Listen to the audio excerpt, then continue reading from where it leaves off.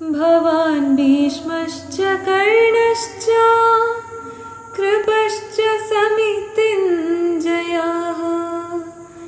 ಅಶ್ವತ್ಥಾಮಾ ವಿಕರ್ಣಶ್ಚ ಸೌಮದತ್ತಿಸ್ತತೈವ ಚ. ಬಿಲ್ಲ ಗುರುಗಳಾದ ತಾವು ಭೀಷ್ಮಾಚಾರ್ಯರು, ಕರ್ಣ, ಕೃಪಾಚಾರ್ಯರು ಮತ್ತು ಸದಾ ಸಮರದಲ್ಲಿ ವಿಜಯಶಾಲಿಗಳಾಗುವ ಅಶ್ವತ್ಥಾಮ, ವಿಕರ್ಣ, ಸೋಮದತ್ತನ ಮಗನಾದ ಭೂರಿಶ್ರವಸ್ಸು ಇಂಥ ಮಹಾವೀರರು ನಮ್ಮ ಸೈನ್ಯದಲ್ಲಿದ್ದಾರೆ ಎಂದು ಹೇಳುತ್ತಿದ್ದಾನೆ ದುರ್ಯೋಧನ. ಇಲ್ಲಿ ತಳಮಳದಲ್ಲಿದ್ದ ದುರ್ಯೋಧನ ತನ್ನ ಪಕ್ಷದ ಮಹಾರಥಿಗಳನ್ನು ನೆನಪಿಸಿಕೊಂಡು ತನ್ನ ಮನಸ್ಸನ್ನು ಸಂತೈಸಿಕೊಳ್ಳುತ್ತಿದ್ದಾನೇನೋ ಎನ್ನಿಸುತ್ತದೆ.